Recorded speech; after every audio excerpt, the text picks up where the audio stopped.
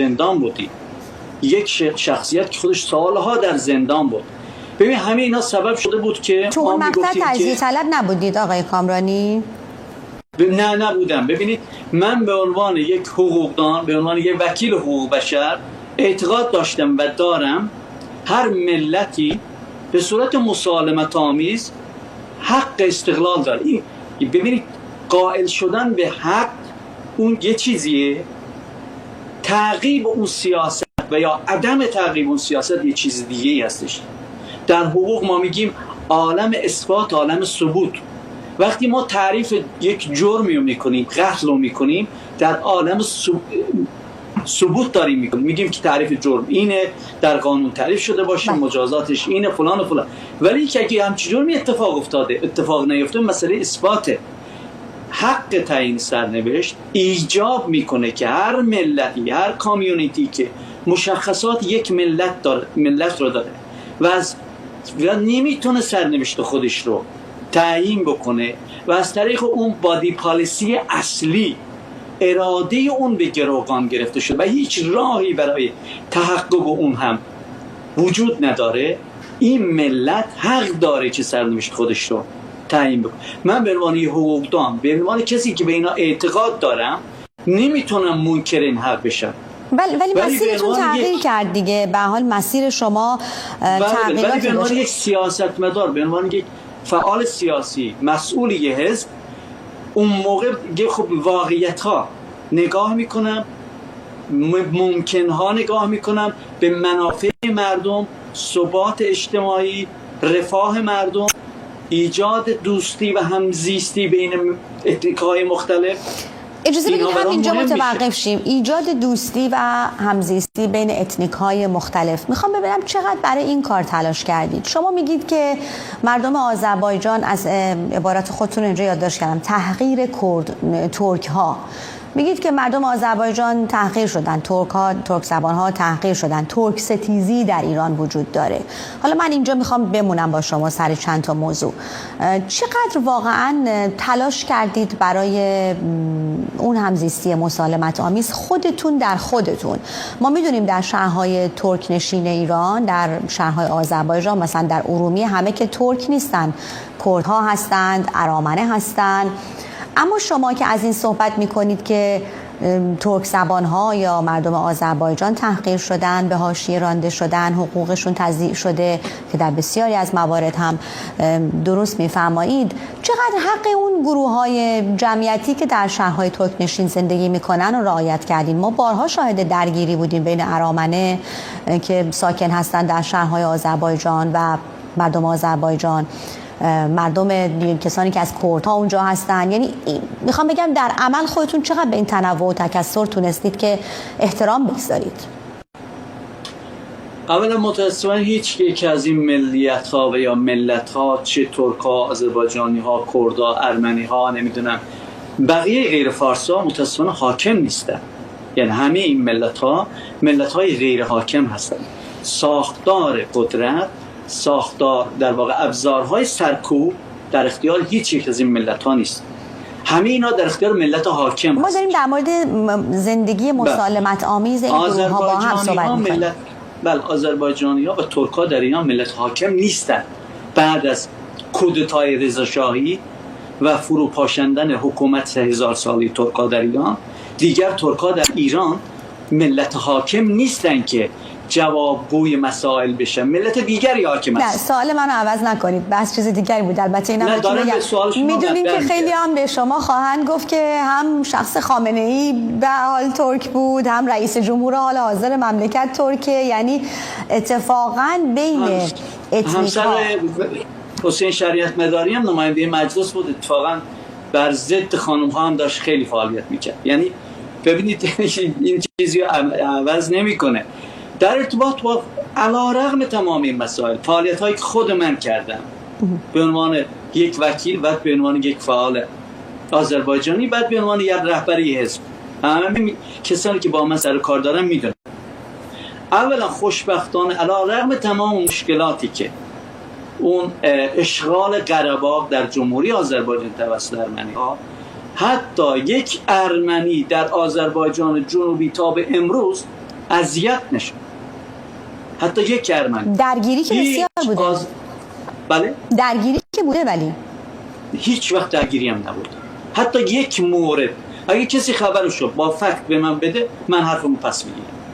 ممکن نیست، چون جامعه آذربایجان یعنی فرهنگش، ژنش، جغرافیاش یک جامعه مسالمت آمیز، امکان نداره که با یک اقلیتی بیاد از بالا نمیدونم اکسکلودینگ، ممکن نداره برخورد بکنه.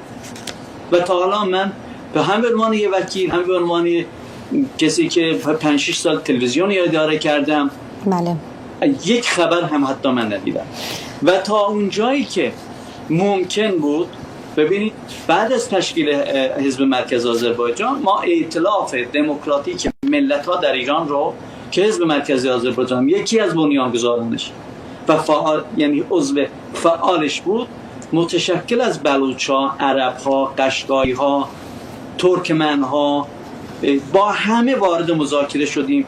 حتی با ملت کرد که به خاطر مسائلی که برای ما و اونها درست کردن، بارها ما اینها رو دعوت کردیم، مهمان خودمون کردیم که شاید بتونیم تلاش بکنیم اون زندگی، رابطه مسالمت آمیز ملت ها را هم الان و هم برای آینده تأمین کنیم. کسایی که منو میشناسن میدونن که تو این زمینه چقدر بهش حساسیت دارم و چقدر دارم تلاش میکنم.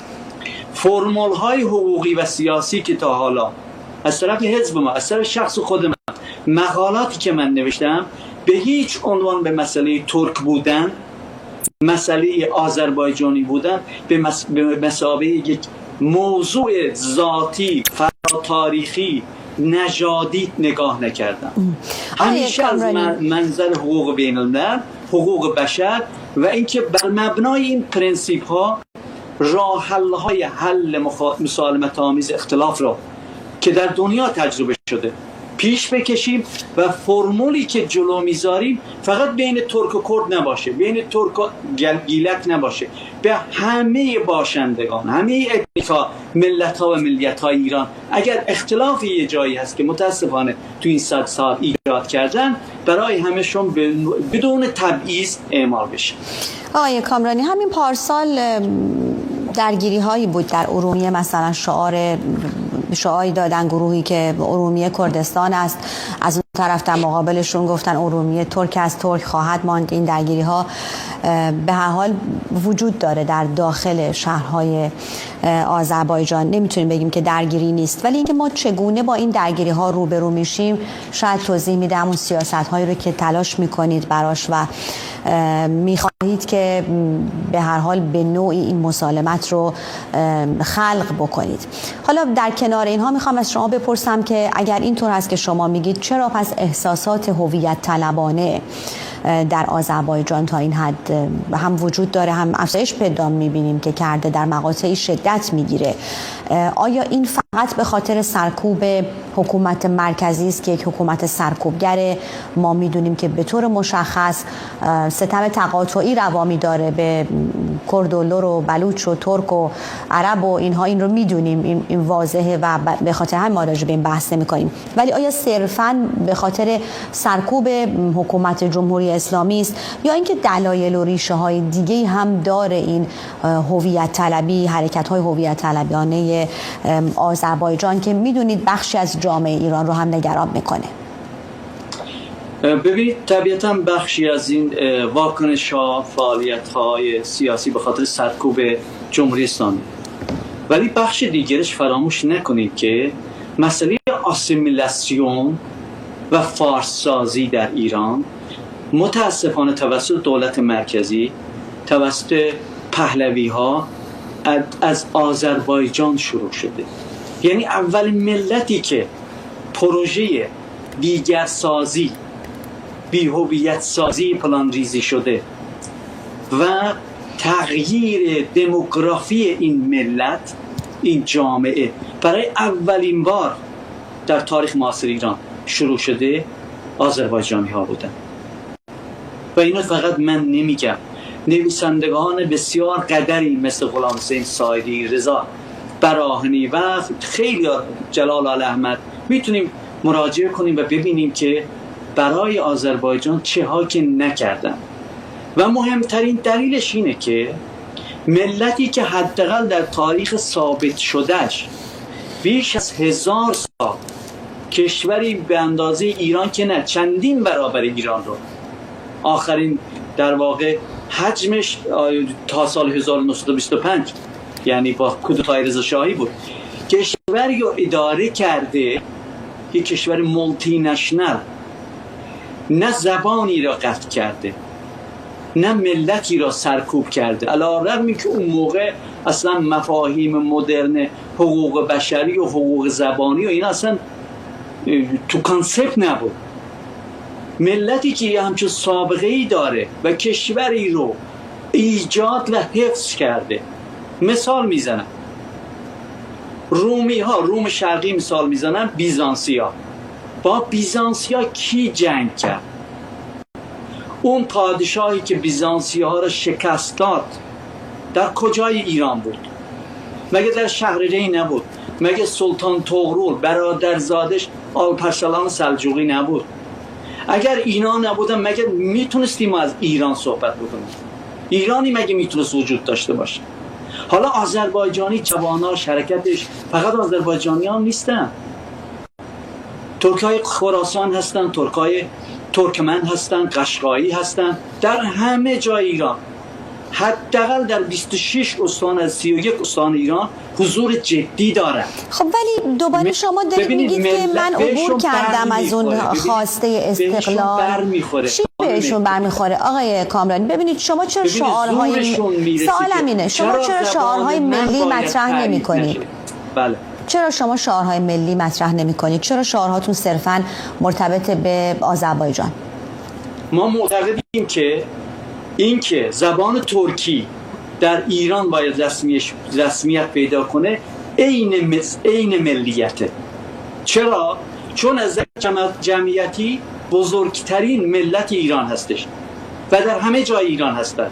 اگر شما دغدغه تمامیت ارضی دارید، اگر شما میخواهید زندگی مسالمت آمیز آرام بین ملت ها و اتنیک‌های مختلف ایران، مذاهب مختلف ایران باشه، اگر میخواهید ایران پیشرفت بکنه، دموکراسی داشته باشه، بهترین کاری که میتونید بکنید این اکثریت نسبی رو شناسایی باید بکنید، زبانشون رو شناسایی باید بکنید.